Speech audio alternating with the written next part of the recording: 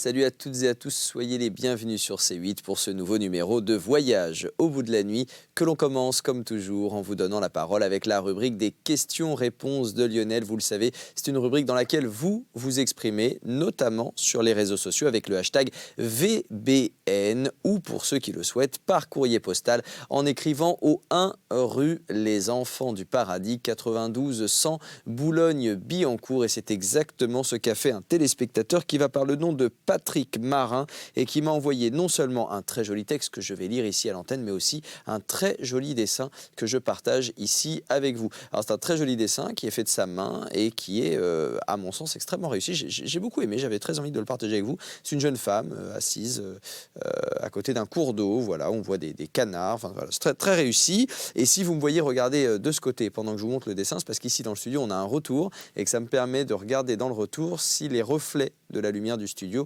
ne vous empêche pas d'apprécier à sa juste valeur le dessin de Patrick Marin. Et alors de l'autre côté de cette feuille sur laquelle il y a le dessin, eh bien Patrick Marin nous adresse un très joli texte, un poème que j'avais envie de partager avec vous. Il est daté du 14 juillet 2017. Et oui, le temps de trier le courrier, cher Patrick, mais comme quoi tout vient à point, à qui sait attendre. Et donc ce poème daté du 14 juillet 2017 et signé Patrick Marin est intitulé « La jeune fille face au poète ». Je vous en souhaite une très très belle écoute. C'est ainsi que va donc commencer ce voyage au bout de la nuit. La jeune fille face au poète.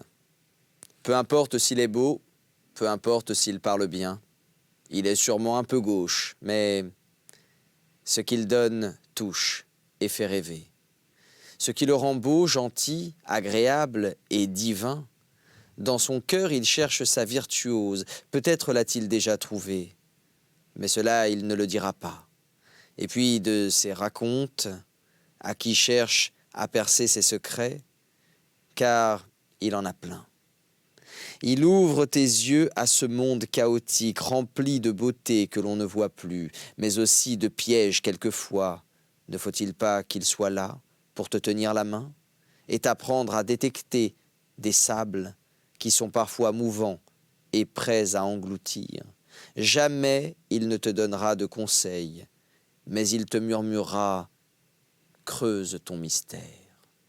Patrick Marin, la jeune fille face au poète, le 14 juillet 2017, avec donc ce très joli dessin. Est-ce que finalement le poète, ça n'est pas le monde ?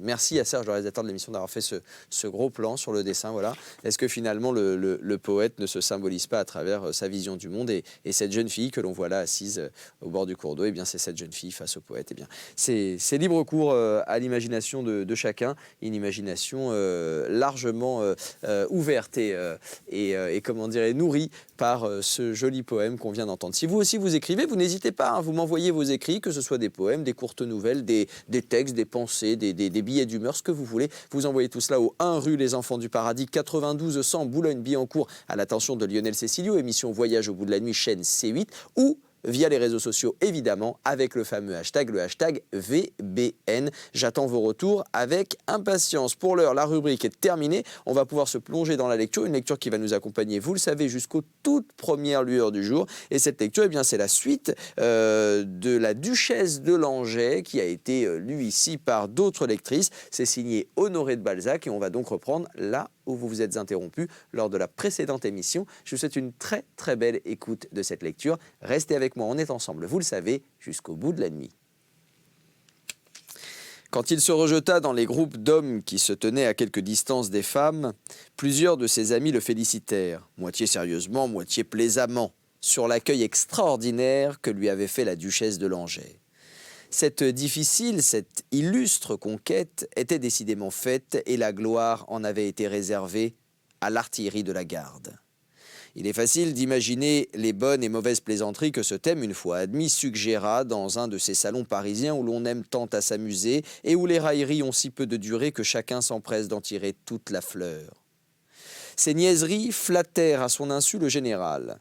De la place où il s'était mis, ses regards furent attirés par 1000 réflexions indécises vers la duchesse, et il ne put s'empêcher de s'avouer à lui-même que de toutes les femmes dont la beauté avait séduit ses yeux, nulle ne lui avait offert une plus délicieuse expression des vertus, des défauts, des harmonies que l'imagination la plus juvénile puisse vouloir en France à une maîtresse.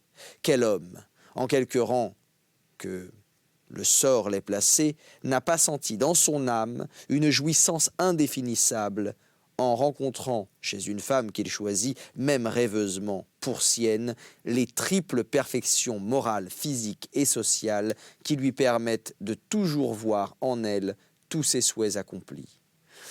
Si ce n'est pas une cause d'amour, cette flatteuse réunion est certes un des plus grands véhicules du sentiment.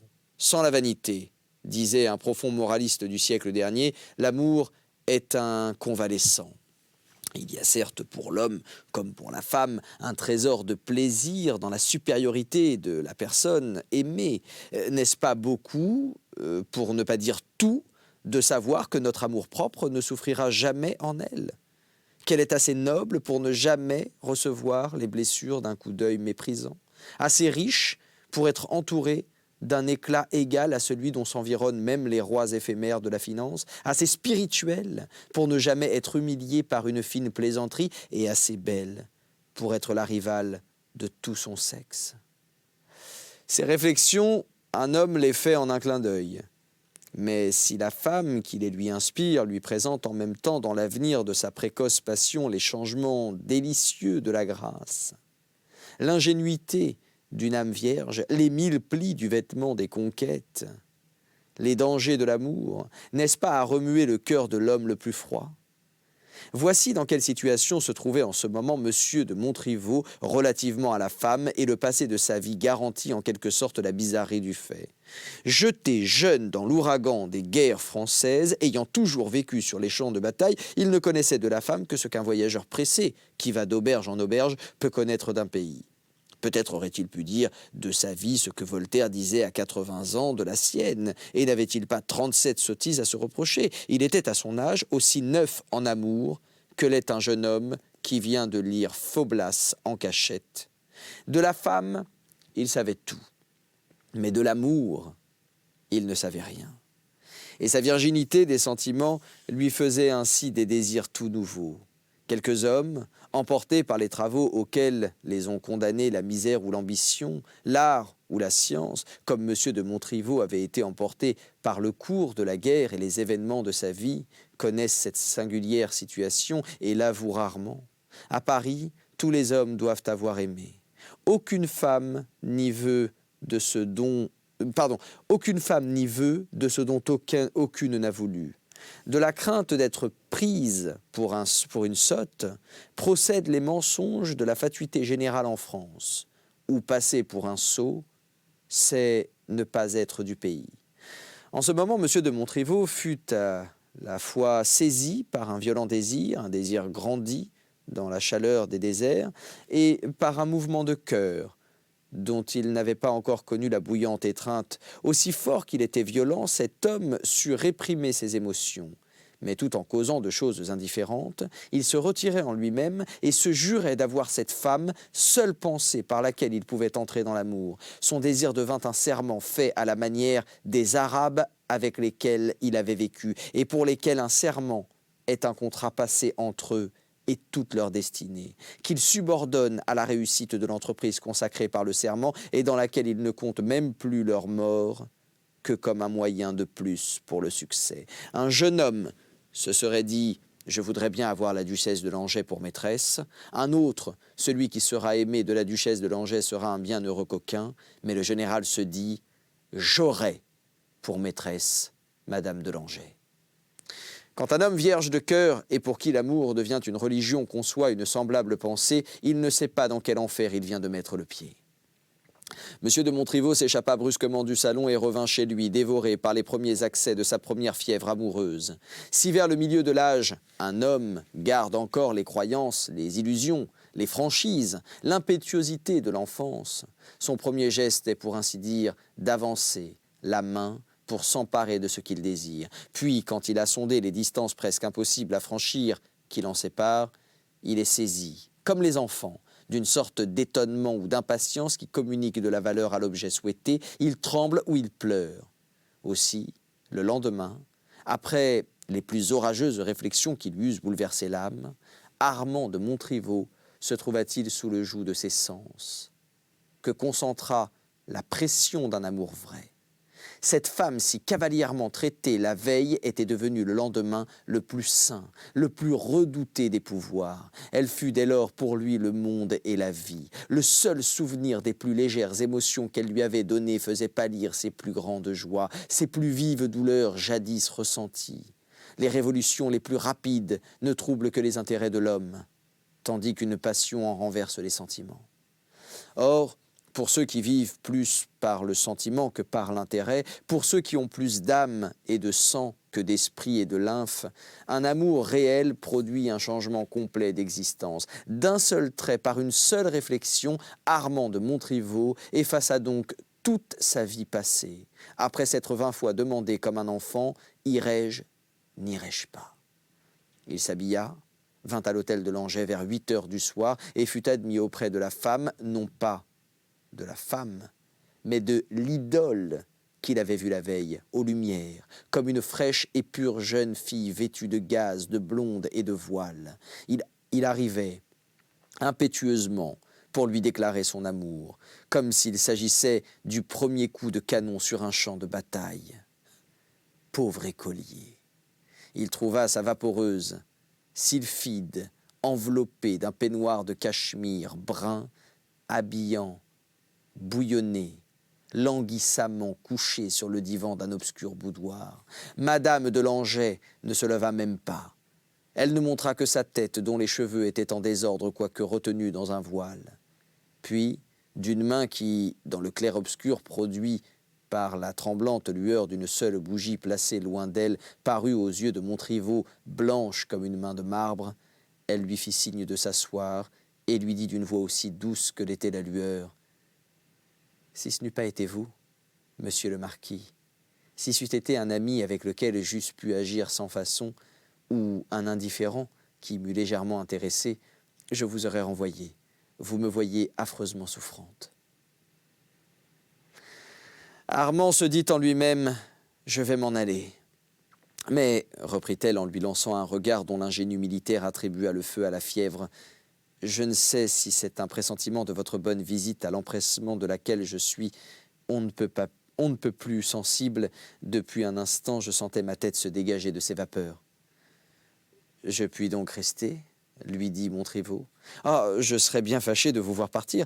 Je me disais déjà ce matin que je ne devais pas avoir fait sur vous la moindre impression, que vous aviez sans doute pris mon invitation pour une de ces phrases banales prodiguées au hasard par les Parisiennes, et je pardonnais d'avance à votre ingratitude.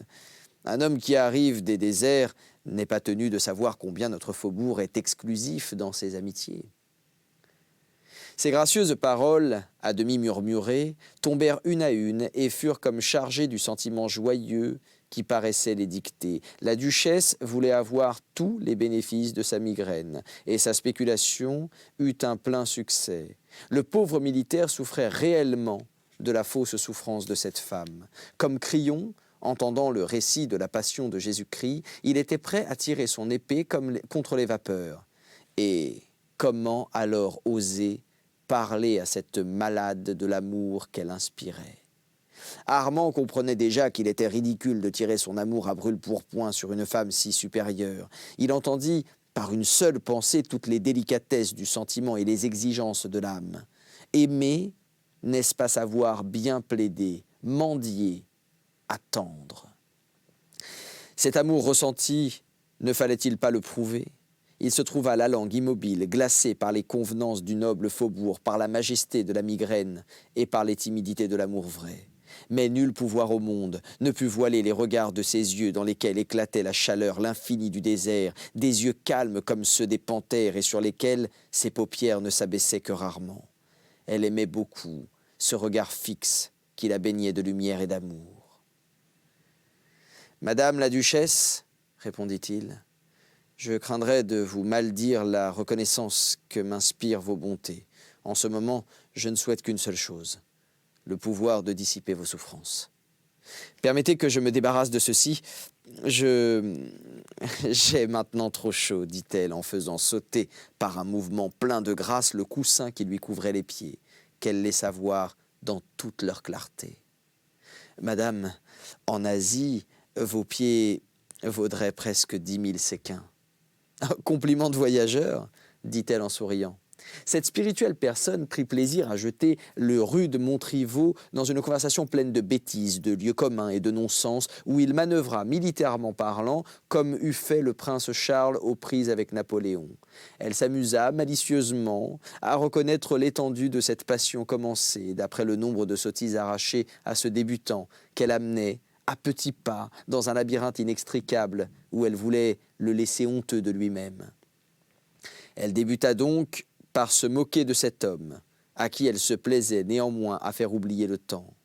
La longueur d'une première visite est souvent une flatterie, mais Armand n'en fut pas complice. Le célèbre voyageur était dans ce boudoir depuis 1 heure, causant de tout, n'ayant rien dit, sentant qu'il n'était qu'un instrument dont jouait cette femme quand elle se dérangea, s'assit, se mit sur le cou, le voile qu'elle avait sur la tête, s'accouda, lui fit les honneurs d'une complète guérison et sonna pour faire allumer les bougies du boudoir. À l'inaction absolue dans laquelle elle était restée, succédèrent les mouvements les plus gracieux. Elle se tourna vers M. de Montriveau et lui dit, en réponse à une confidence qu'elle venait de lui arracher et qui parut la vivement intéresser, « Vous voulez vous moquer de moi en tâchant de me donner à penser que vous n'avez jamais aimé ? Voilà la grande prétention des hommes auprès de nous. Nous les croyons, pure politesse. Ne savons-nous pas à quoi nous en tenir là-dessus par nous-mêmes? Où est l'homme qui n'a pas rencontré dans sa vie une seule occasion d'être amoureux? Mais vous aimez à nous tromper et nous vous laissons faire, pauvres sottes que nous sommes, parce que vos tromperies sont encore des hommages rendus à la supériorité de nos sentiments qui sont tout pureté. » Cette dernière phrase fut prononcée avec un accent plein de hauteur et de fierté qui fit de cet amant novice une balle jetée au fond d'un abîme et de la duchesse un ange, revolant vers son ciel particulier. « Diantre !» s'écriait en lui-même Armand de Montriveau, « comment s'y prendre pour dire à cette créature sauvage que je l'aime ?» Il l'avait déjà dit 20 fois, ou plutôt la duchesse l'avait 20 fois lu dans ses regards et voyait dans la passion de cet homme vraiment grand un amusement pour elle, un intérêt à mettre dans sa vie sans intérêt. Elle se préparait donc déjà fort habilement à élever autour d'elle une certaine quantité de redoutes qu'elle lui donnerait à emporter avant de lui permettre l'entrée de son cœur.